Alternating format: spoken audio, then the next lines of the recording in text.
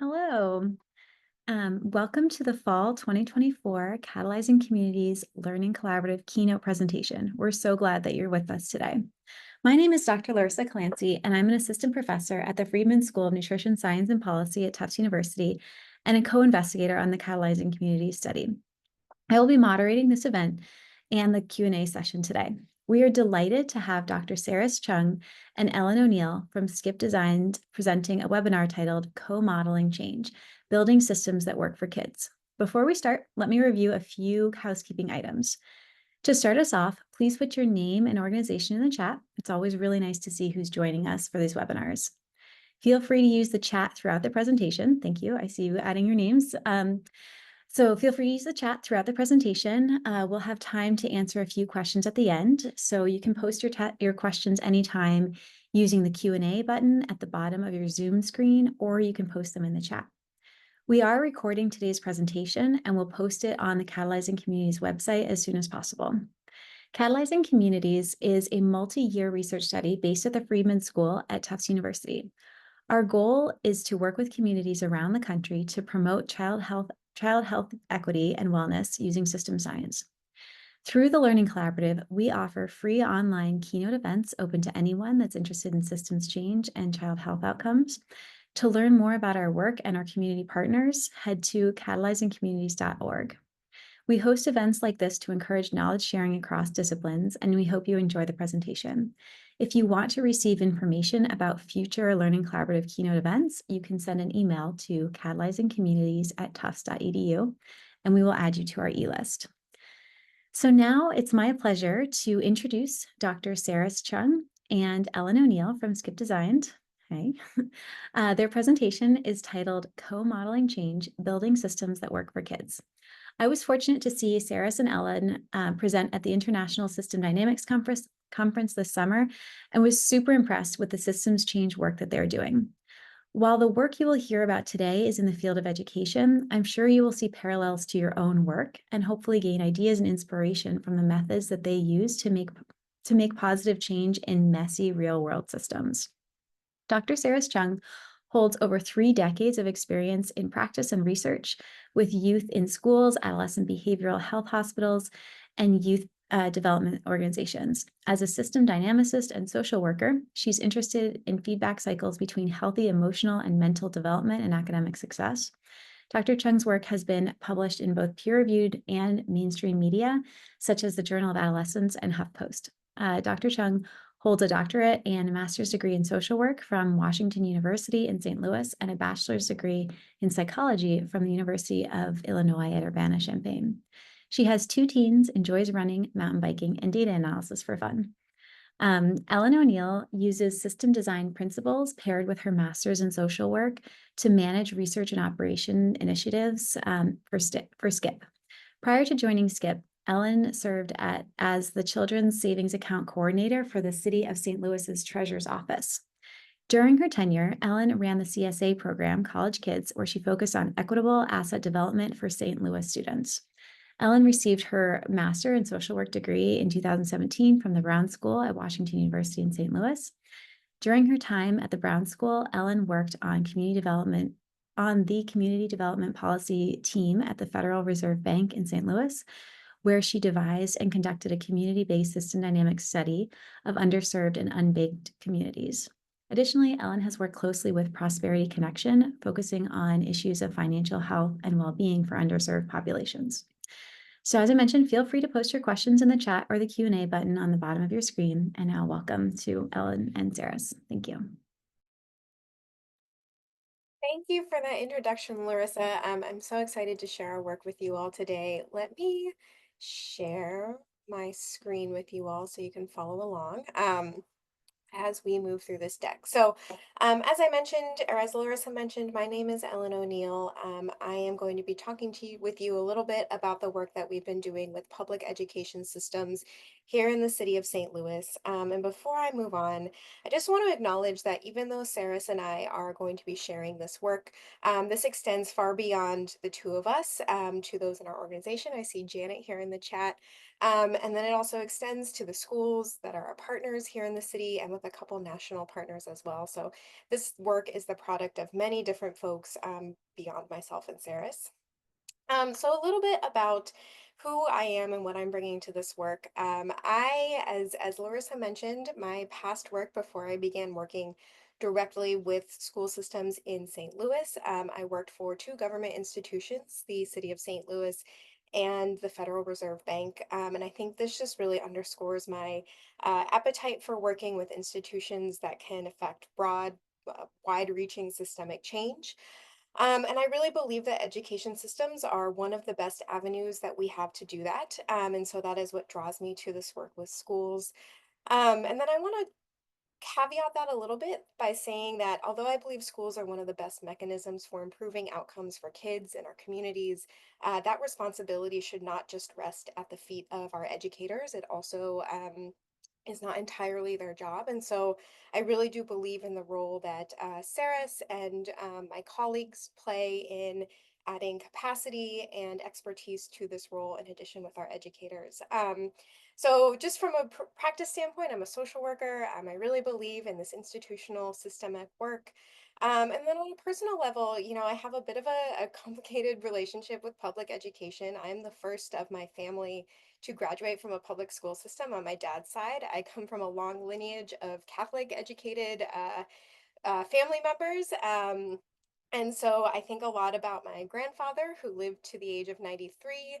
And there was not a week that went by where he didn't tell us about the nuns that he had as teachers growing up. And on a slightly more serious note, about the sacrifices that his parents, who were immigrants, had to make to send him to that private school.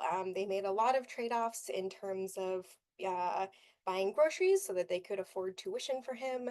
And I think a lot about that, about how his life and his parents' life would have been different if they had had access to a strong public education system.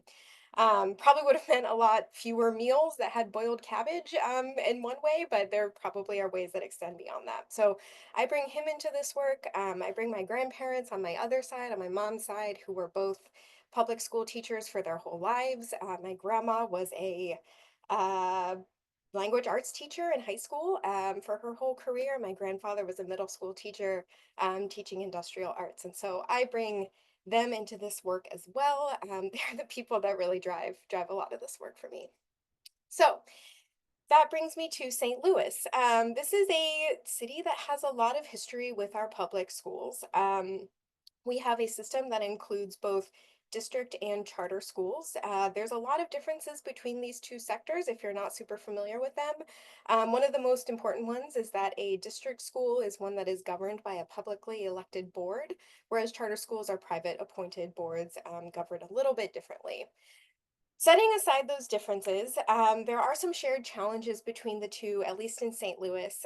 Year after year, both traditional district and charter schools have lost many students. Enrollment has declined year after year for the past almost 30 years. And this is a really important point because the way schools are funded in Missouri and across the United States is that funding is tied to enrollment figures. So when you lose one student, that means that you lose the funding that is attached to that student.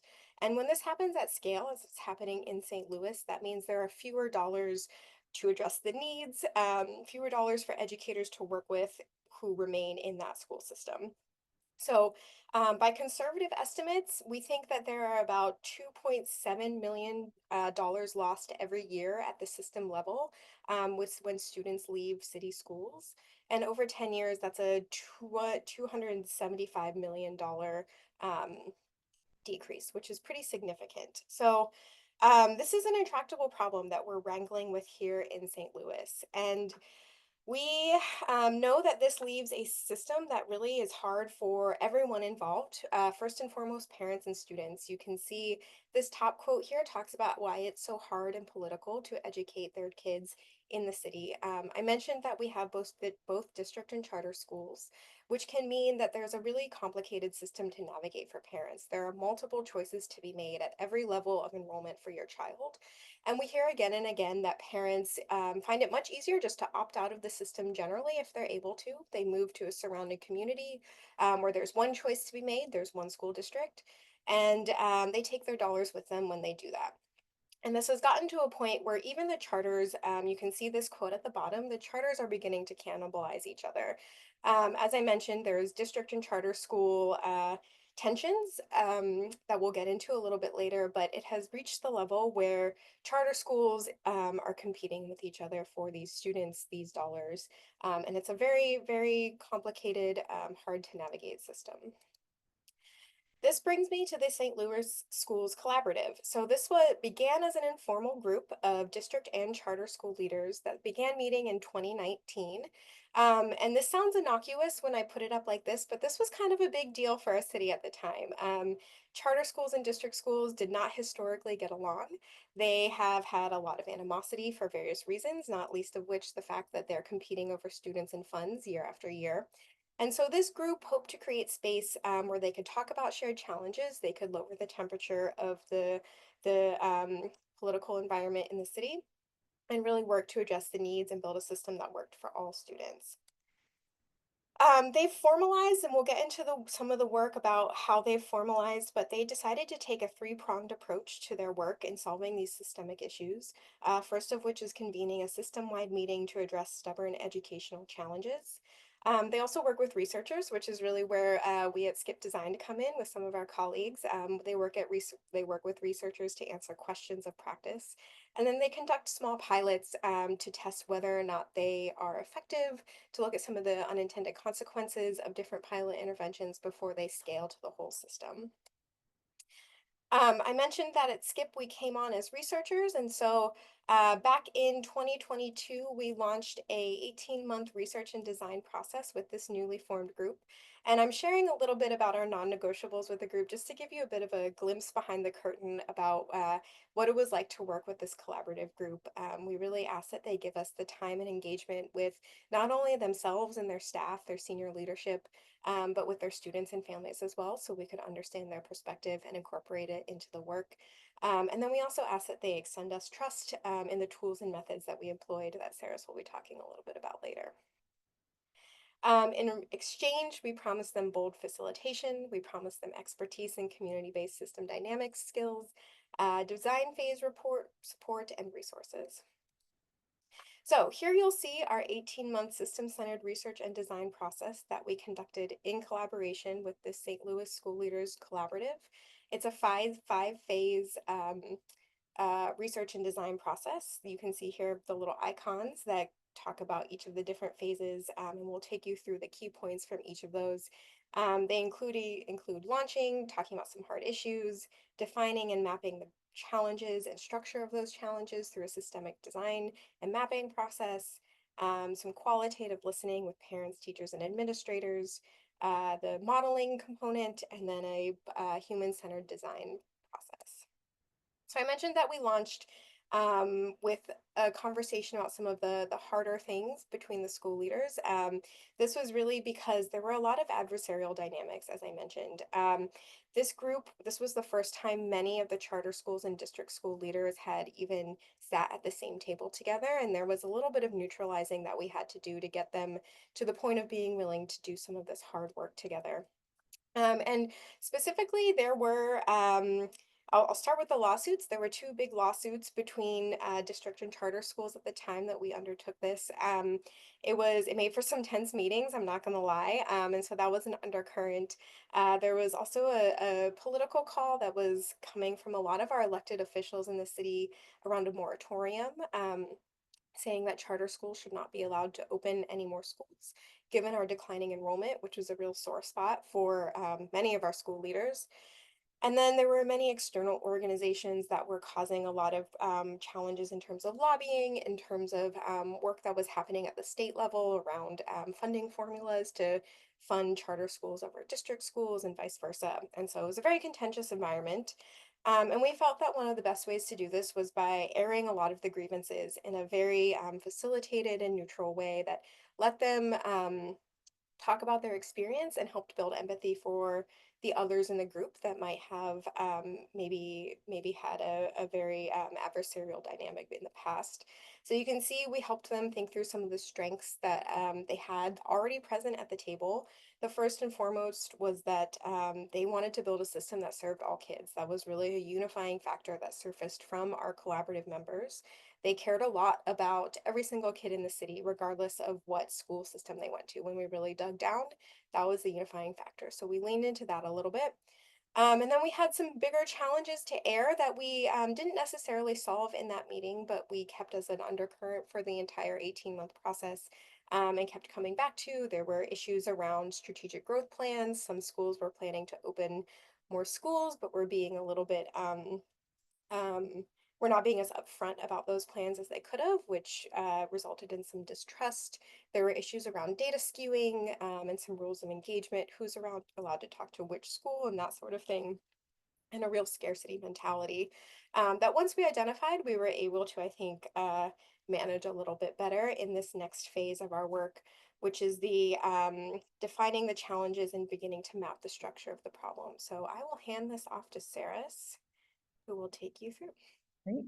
Hi, everyone. It's nice to be with you today. Thanks for inviting us. I'm going to talk more about, so Ellen's really set up the environment that we were kind of tasked to manage. And I'm going to set up how we use systems in a community-based system dynamics approach and modify that approach for on-the-ground learning. So if you remember back to that first slide and basically the graph shooting downwards, that's students enrolled. And I think it's important to remember that each line that we see represents people and families. And so that was the one thing that we were able to pull together this very disparate group of folks to kind of rally around, is this idea that enrollment's declining. Every school was using thousands of dollars on marketing to attract students to their school. But parents at the same time were saying nothing's really working. So in this scenario, we use the system dynamics approach. And when I talk about systems, you're going to hear that word a lot, and it starts to lose its meaning after a bit. But let's go ahead and define on slide 19 what systems are. So according to Donella Meadows, who many of you may already know from a systems thinking kind of standpoint, Donella Meadows describes a system as an interconnected group of elements or subsystems that are coherently organized for a goal. So things are interconnected. I can't do anything without someone on the other part of a system experiencing some ramification for it. So in order to understand what the system was, we used system dynamics, which is an approach that combines the systems thinking approach with computer simulation. And I'm going to say these words and kind of define them to understand the nonlinear, or the way in which things don't just, happen and then you expect the behavior to act a certain way. Sometimes they feedback, they make things worse, and they create a behavior that makes complexity in the system over time. So we can liken this to, we like to use this iceberg adage as a way to think about systems. So if you go to the next slide, you'll see, I like to think about it as the Titanic, right? So if you think about Leo and Kate on the Titanic, the idea was that there was this beautiful iceberg. They're seeing just the surface, and they only can see the surface, but underneath the water, you couldn't see what was actually happening. So systems are a lot like that. They create patterns and events that we can see, we can experience every day. So for instance, with enrollment, you can see kids moving back and forth from schools. Over time, you can measure how much that's happening. But underneath the surface of that, on the next slide, you'll see that there's a reason why those things happen. It's because of the system structure, which even underneath that is due to the values and beliefs of a system. So these are the things you cannot necessarily see, but they create the surface conditions. So you can do all that you want to address kind of the events and patterns you see, but really you're only tackling symptoms if you're using kind of a traditional approach to problem solving. In order to actually address the things underneath, you have to start tackling what we say when we say the system is broken. We have to start trying to augment the system. So I'll give you an example from teachers on the next 3 slides, but on the surface of an iceberg, we might see, for instance, teachers quitting during the middle of the year. This is a universal national challenge that many schools are experiencing, where teaching is not as attractive as a profession as it maybe used to be. And especially after the pandemic, we had a huge outflux of teachers who were exhausted from being in the classroom, especially during a time of a global pandemic. So that's an event. These are patterns, but underneath that, under the surface, you can see that there's the system structure that might be tying it. So this teacher gap leads to less teachers in the system, more teachers covering for other teachers, therefore more of a teacher gap because they're tired. You have hiring, a balancing loop. And so this idea of like feedback loops being tightly strung together, creating the events patterns are what we're trying to address. And even if you want to go further under that, the next slide will show you that like underneath the structure of a system are people's values and beliefs. So we like to say that systems are influenced by people because we know that they can be changed then. If people are the reason why a system structure behaves the way it does, then it can be changed. So slide 25, we talk about the problem statement. We'll go back. This is pretty much like a verbal description of what we were seeing and what Ellen has been referring to this entire presentation is the system of public schools. And this was defined by the superintendents that were sitting at these tables, so charter and district. They all said the system of public schools in St. Louis is not meeting the expectations of city students and their families.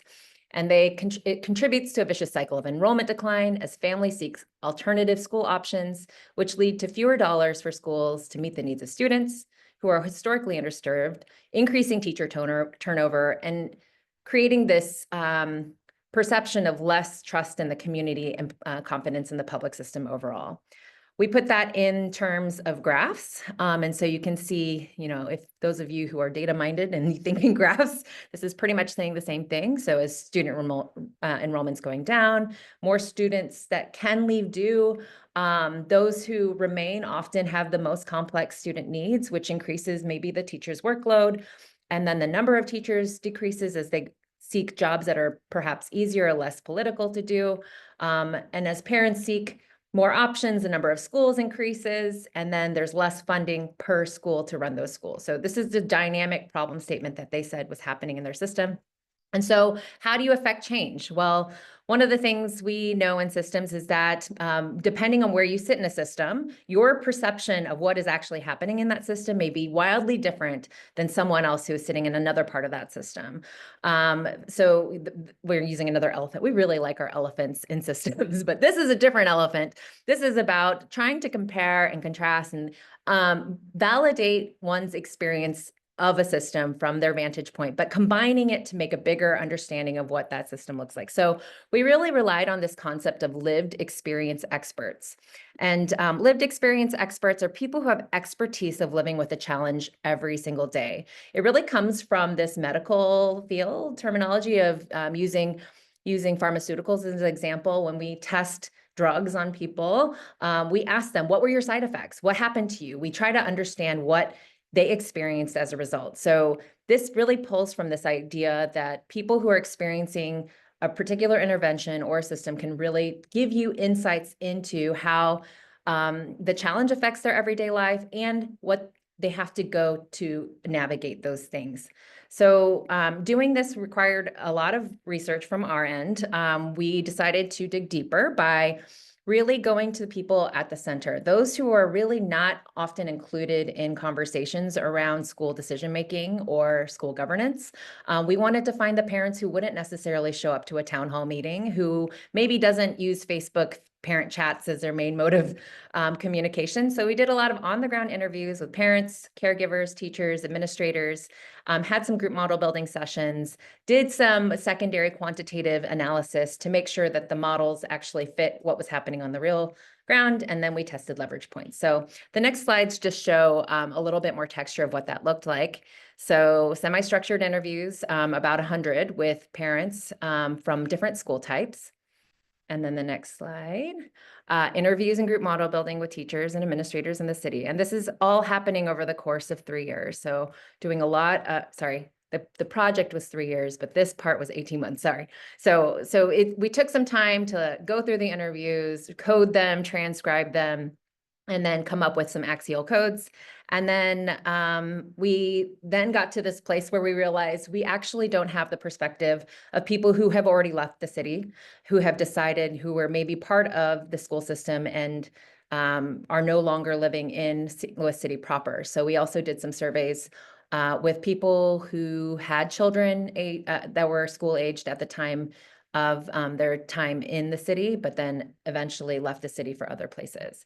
We combined all that knowledge into what you see on the right, which is a system dynamics model. As you can imagine, systems are messy, so our models are a little messy. They're hard to understand if you're just looking at it from the aerial view, but we don't have time to go into this right now, but definitely visit our website if you want to uncover each feedback loop. But basically what we're seeing is a competing set of accumulations, things that were very big in the system, like resources that were big, small, and then those feeding back on each other. We took this model then, and then we outfit it with secondary sources of data to see if this model that was informed by people on the ground could replicate the patterns that we see over time in the data. And we were able to calibrate it to that and do some back and forth to figuring out like, well, what's missing, what's not, and working with school leaders to understand what was. And then we were able to think of, well, okay, so if this model is able to replicate what we see in the real world and it's informed by people at various points of this elephant or on the ground in the system, what would we do to change and potentially reverse the trends of the system? So we identified those blue places where school leaders were saying, well, maybe we can do instructional coaching. Maybe we can increase funding. Maybe we can combine schools. They had all sorts of ideas of things that are in their minds of what they would like to do to change it. And they wanted to test it in a computer before we actually rolled out millions of dollars to invest in interventions that may not work or may be counterintuitive or may have side effects that we didn't anticipate. So this is what the interface looks like. We don't have time to play with it here, but if you go to our website, you can click on the interface and toggle buttons. And basically we sat everyone down and said like, okay, let's try your cherished interventions. What works? And they could, through learning together, we would turn on buttons, turn it off, watch things change, document insights. And essentially what happened as a result was folks were not surprisingly a little bummed because they realized the system at this level was so difficult to change. I think one of the insights was unless we are consolidating at least 40 schools in 5 years, every 5 years, then the resources that we have as a system will continue to drain, especially if we don't have population coming into the school. So I think for a lot of folks on the ground, they felt like, wow, this is no wonder it's so hard to change. No wonder my work and like running on this hamster wheel of doing my best is not actually making a dent at the system at large. Like this is a problem that's bigger than just me in my school, in my building with my students. So in some ways it was validating because they realized, yes, I'm doing my best, but also it requires us to work together to do better. And then that I'm going to read that last one. My main takeaway, sorry, go back, is that we need an intensive, coordinated strategy across sectors to stop population decline and work towards population increases. So this is kind of where we've left the work now is, yes, there are some things that are happening and Ellen will tell you about all of these interventions that, these takeaways that they were able to pull in, regardless if the system wasn't going to change overnight. But the work continues. So this was a great tool and just in the short summary, and a place for us to get to a place where we were just saying, well, we just need to do more marketing and tell everyone how great our schools are, because they realized that underneath that structure, you can say all that you want, but people will experience the schools the way they do and still make decisions based off that. So Ellen, take it away.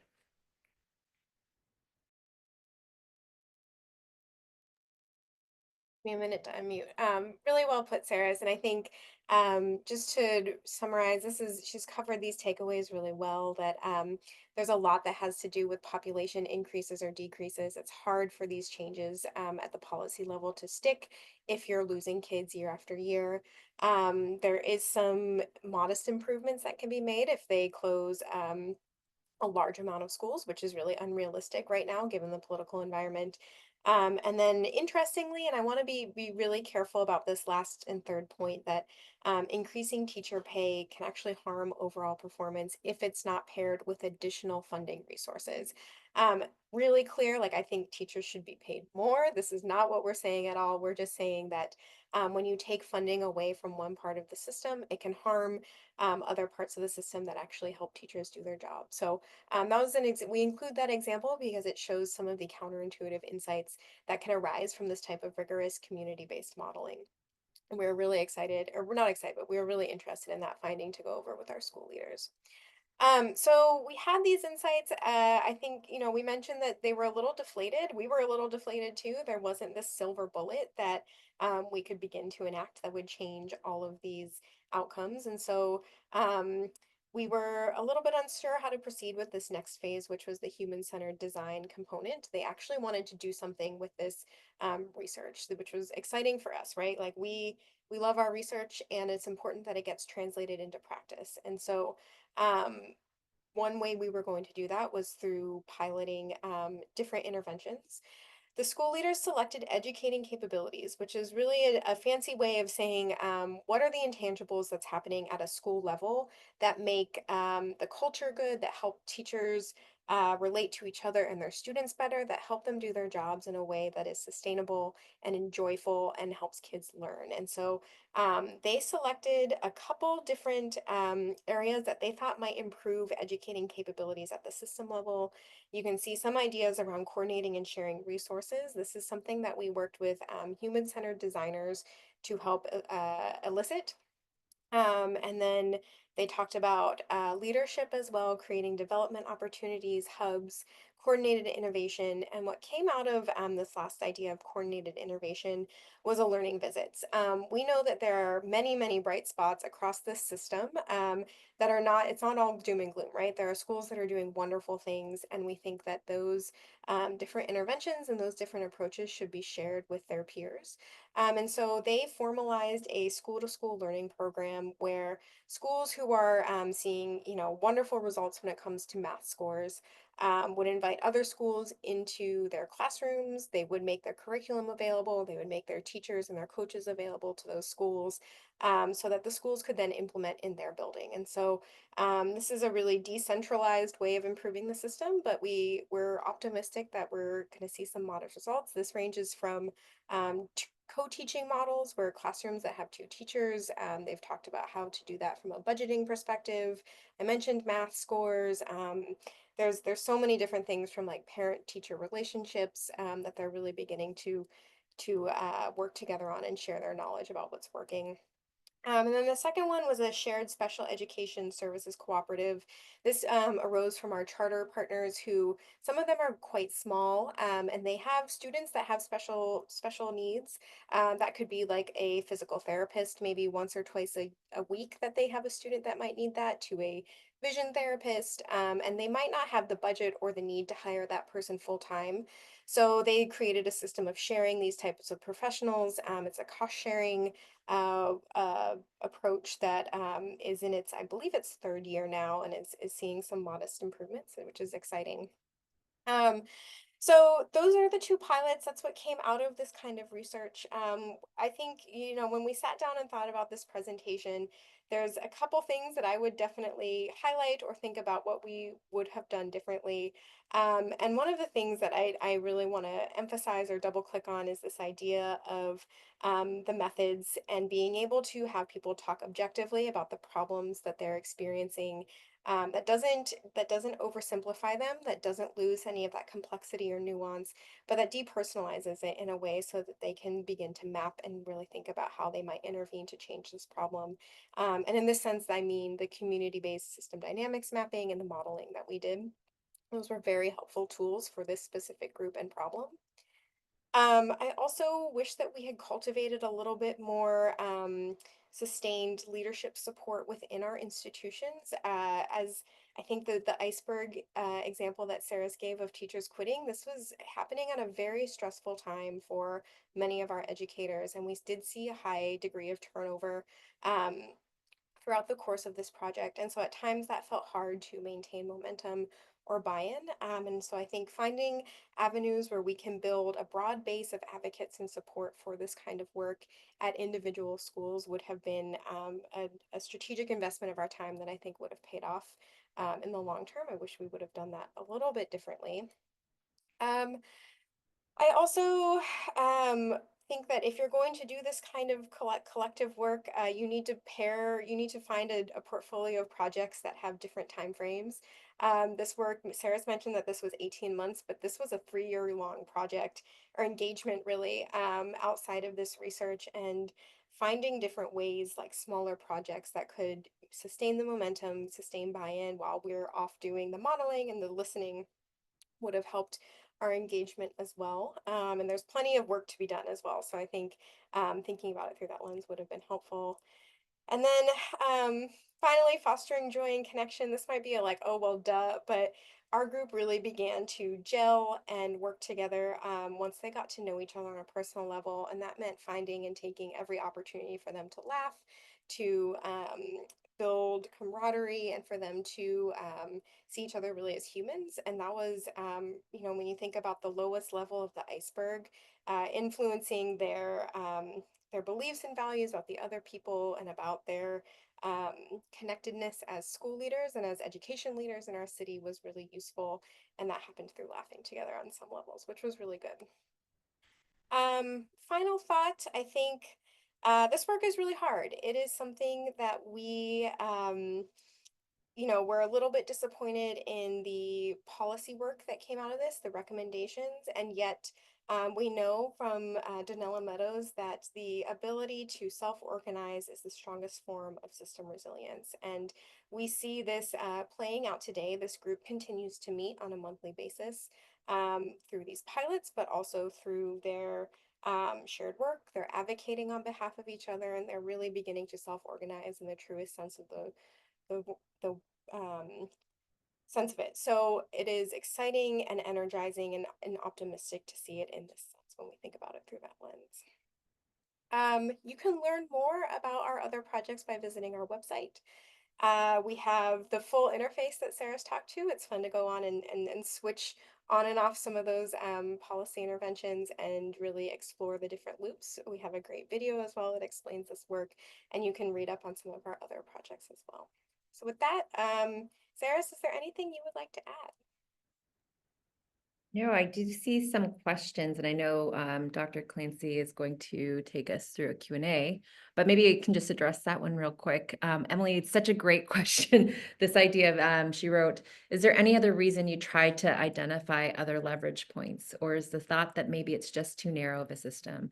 So this idea of like school leaders walking away with this feeling that this problem's too big, beyond me, what I think there were folks that did definitely walk away from the table and are like, I just don't have time for this, especially if I can't solve it myself, or even sitting at this table, we can't solve it ourselves. So the question of like, do we bring in other sectors into the system boundary is a very, very good systems question in general. And often what we'll say is there are always things that you can do within your system boundary to make it function as best as you can. And some of those pieces weren't necessarily identified through this process. So we didn't really get to this idea of leverage points of, you know, transcending a system. Like, why do we have this disjointed, comparative way of setting up schools wherever we want? Like, why isn't there kind of a question of, you know, system planning at kind of the citywide level? So those are great questions that are still within internal of the system, but maybe we didn't go down to that layer. Same thing with like even how parents apply for schools and the dates in which schools allow people to apply and let people know, like all of that stuff is within the boundaries of the school that still could be useful. So I think there's still a lot of work done that could be done in this space, even just within the system boundary. It's a good question. But yeah, that's what I would add. And I guess Dr. Clancy, if you want to take us away. Thank you. Well, yeah, that was between that and I saw Dr. Greer, you'd asked about the software package that was used. It looks like, Sarah, you answered that, but do you want to say any more about that Stella program that you used? Yeah, so Stella's really amazing. I prefer, there's various system dynamics packages out there. I find it's very nice because it allows you to easily create an interface that you can work with people on the ground. Otherwise, some of the system dynamics software packages are more for like the modeler end, where you can put in the equations, you can make it, programmed a certain way, but then if you're not a system dynamicist, you may not really know how to utilize that. So we really liked that package because, yeah, we could create this interface, which, the second link that I post, you can just toggle things off and on, and it's almost too easy, actually.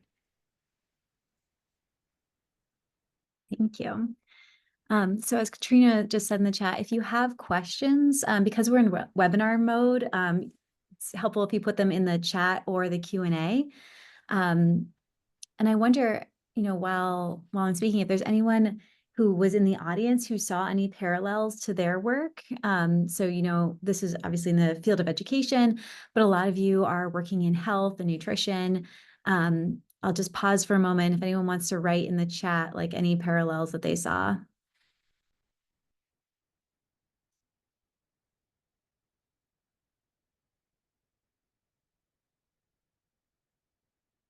And as you're doing that, I see a question from Anne Marie. Thank you.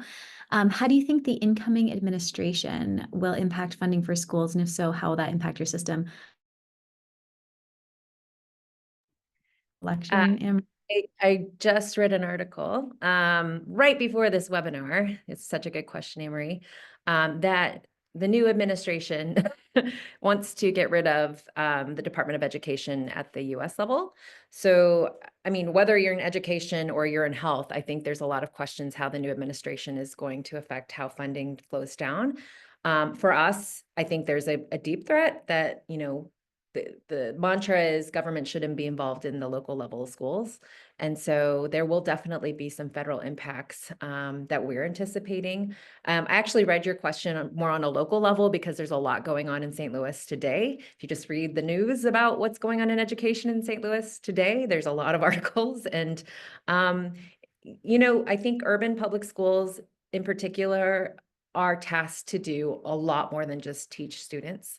And so every time things like this happen where maybe there's scandal or, misuse of funds or a perception of needing to take away control from, some sort of government kind of standard, I think there will always be an impact. So to Ellen's point, she talked about like the policy impacts of this work. I think there's still yet to be some questions that we need to solve for of what could this group do together if they work together now that they have built relationship and trust.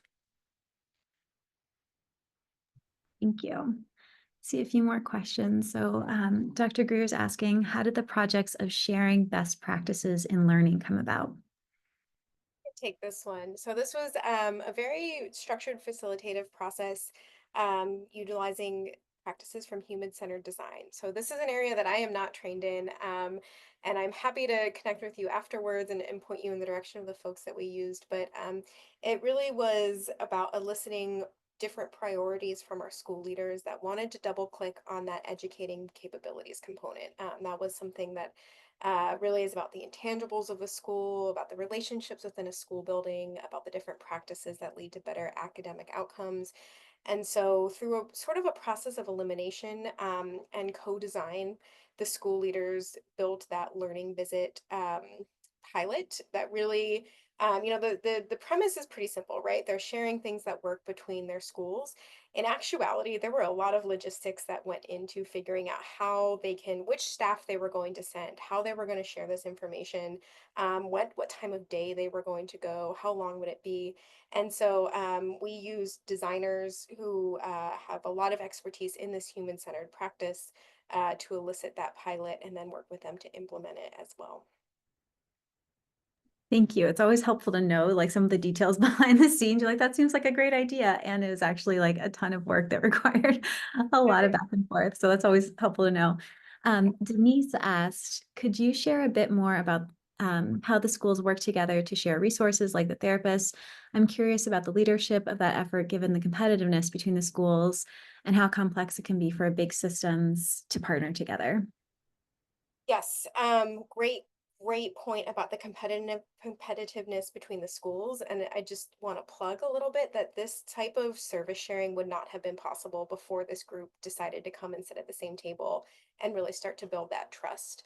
But this came about through just talking about shared challenges, right? Like there are a lot of issues around being able to meet students' needs. It definitely fell into that educating capabilities component. And so we had some larger systems that, frankly, the leadership had a mindset of sharing and of mutual improvement. And they had at least extra service providers that they were not getting full usage out of. I'm thinking specifically about some physical therapists that smaller schools needed. And so they were willing to set up a cost sharing structure.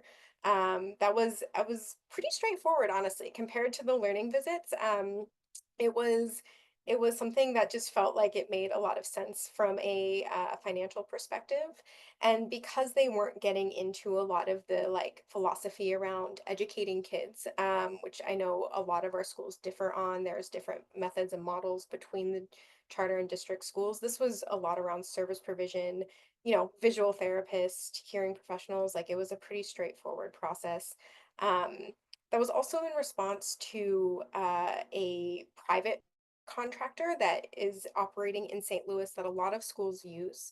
And once they started comparing costs, they were realizing they were kind of getting price gouged.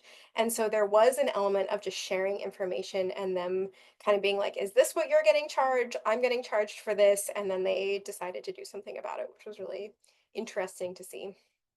Yeah, Yeah. that's what I was going to add is one component, one thing Ellen did really well about giving space is when we would meet every month, they would have time just to compare, like, what are you struggling with? Like, what is something that you have that's immediate in your life? Like, yes, big systems, but also like right now, what is something that you're trying to tackle? And having everyone share around the table and hear, wait, you too, like you're experiencing this too, like that really went a long way for just kind of getting everyone into the same bucket of like seeing each other as people that are trying to serve kids with multiple needs. And the to the point of, yeah, how do you do the cost sharing, like the actual legal things around cost sharing? We had one of our school leaders stand up and say like, hey, I have a really great employee who knows how to do this really well. Let's start meeting. And so they started having subgroup meetings on that topic. They really kind of pushed the charge on that. Great question. Yeah, that's really cool. And as you said earlier, like I think it's such a testament to the process and how like that this wouldn't have happened had all that other work in between to build trust, to create that space for realizing like, oh, we're struggling with the same things. We can kind of be on the same team about this problem as opposed to like constantly being in opposition. So that's really a great example. Dr. Greer said a parallel that she saw in Milwaukee is similar, plan to close or combine many schools in the next couple of years based on low enrollment. So it's a problem, as we know, like all over the country. And one question that I had was, so you all conducted some group model building sessions, which some folks on this call have been a part of those kinds of sessions. So two-part question. One, just any thoughts on what it was like to engage groups who hadn't done that before? And then two, you also went off and did a whole bunch of interviews and collected more information, which informed your final model. So how did you go from like the group model building, gathering more information? What did that process look like? And were there opportunities to go back and kind of get feedback about what was emerging from the model? I'll start off, Ellen, if you want to fill in. One of the things we learned in a previous project with listening about early childhood was that group model building is awesome. It can be really transformative, like having stakeholders who have lived experience in the room working together to kind of draw the system themselves. Like that is a transformative community-based model perspective that we really wanted to kind of bring. But we also realized it takes a lot of time and energy from community members to show up for like 6 hours of the day and model together. And even though they're getting paid and offset on, like childcare costs and that sort of thing, cognitively it was a lot. And because they're living through the system, like though it can be transformative, it also can be hard for them to see the whole thing and then walk away from the table and be like, well, now I know the system. And, there's a lot of reasons why we kind of made a design choice to say, like people are busy. They have multiple things going on. And some of the scripts that we use in group model building really rely on people to write down answers and share it in front of their peers, put it up on a wall, and then everyone looks at it for 6 hours. And so in a climate where a lot of the city, I think, I don't want to quote the wrong, a big proportion of our city residents, literacy levels are maybe below third grade. We didn't want people to have to feel like they need to, be a certain level, or there's like a ethical component of just giving them dignity. So we ended up wanting to just transpose their interviews by asking them system related questions and then using that to inform kind of the group model building pieces. Ellen, do you want to add to that? I think there were some other questions in there too. No, I think it was I'm glad we took both approaches. I think even from a modeling perspective, it allowed us to double click on a lot of areas that we might not be able to get to in like a 3 or 6 hour workshop when you're working with a group of 20 people.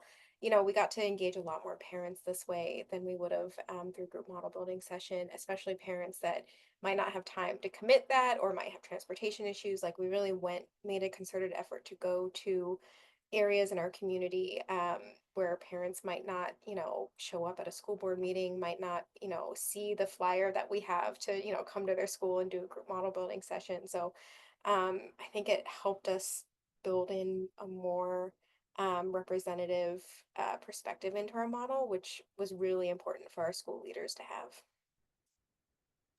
Thank you so much. Does anyone else has other questions, you can put them in the chat. One other piece, since we have a little bit of time, is so for catalyzing communities, we kind of stopped at the qualitative model and the systems insights that came out of that. And we created, in some cases, PDFs or Kumu diagrams and stuff, but we didn't go all the way to quantifying the way you all did, which is really cool. So I don't know, what your thoughts are on the added value of that quantification piece. If you want to just speak to that a little bit for folks who may have done part of that experience, but hadn't gone all the way, and maybe some of the trade-offs of you get this, but it takes a lot of time, what your thoughts are on that. Well, it reminds me of, and if any of you have read the Community-Based System Dynamics book by Peter Hoffman, there's a matrix he uses of why would you use community-based system dynamics. And, some problems are learning problems. We just need to compare notes and learn what the other people are doing. And that in and of itself can be transformational, which we definitely saw that happening within the School Leaders Collaborative, is when they were comparing notes, that was helpful. We chose to go to analysis, which is one of the other quadrants of this, why would you use this approach? Analysis, because I think there were a lot of questions around what is true and what's not true. Okay, so kids are going back and forth, and there were a lot of narratives around how schools were behaving and what impact it was having on kids and what would happen. And a lot of solutions were being offered too. So I think the benefit for us was to demonstrate from an empirical perspective, based off of the stories that people were telling us of living through the system.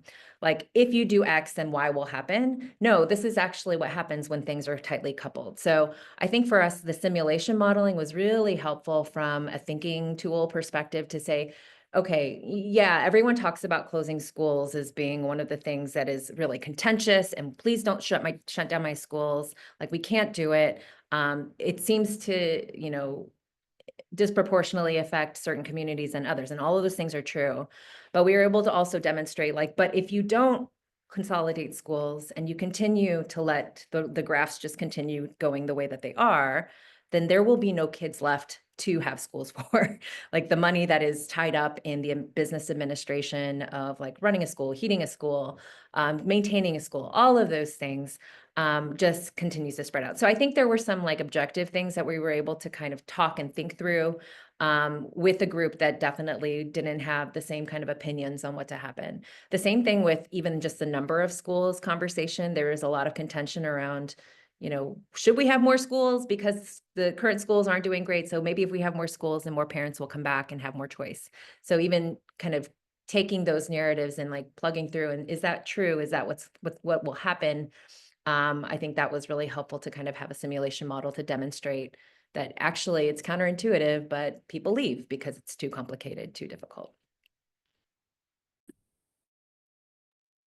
Yeah, that's super helpful to when you're trying to answer those big questions, having all that data in one place and then in a way that you can test these different assumptions out, right? Like, so maybe you think this is definitely going to be the answer. And then when all that data is actually integrated, you realize it's not. And that's super important to realize before doing, huge changes that cost millions of dollars and affect a lot of people. So really neat that you all were able to build that model to create that space for that kind of testing.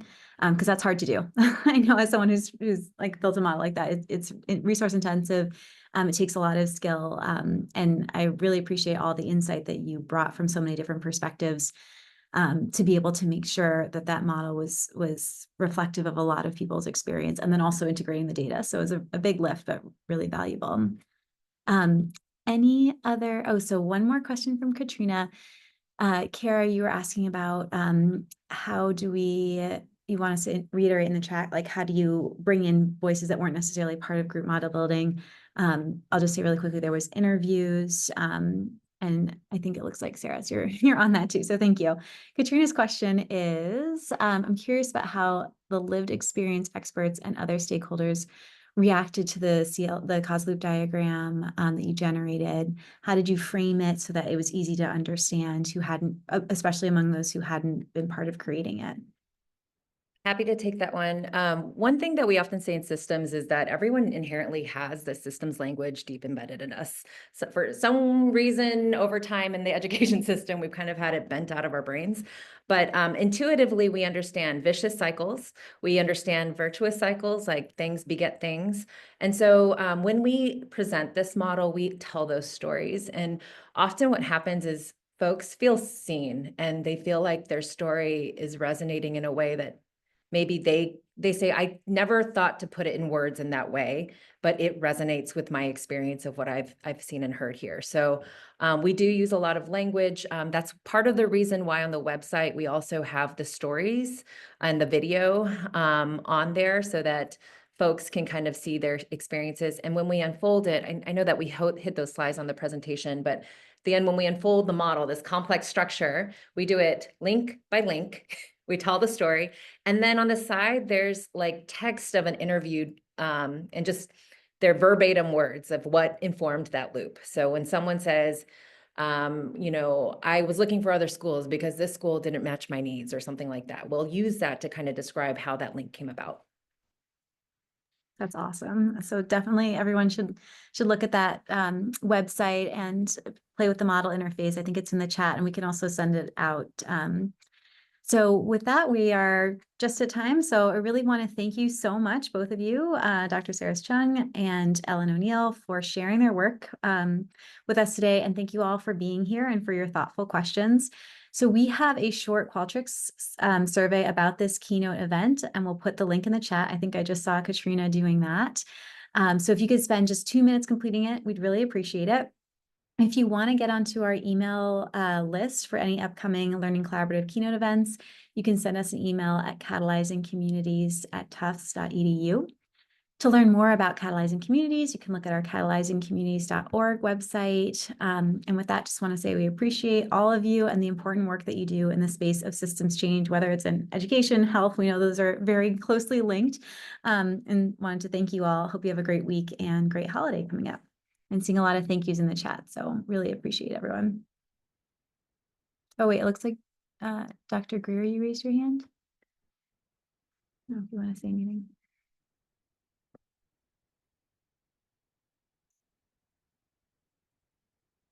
Okay, so thank you, very informative. All right, thanks everyone. Take care. Thank you. Bye.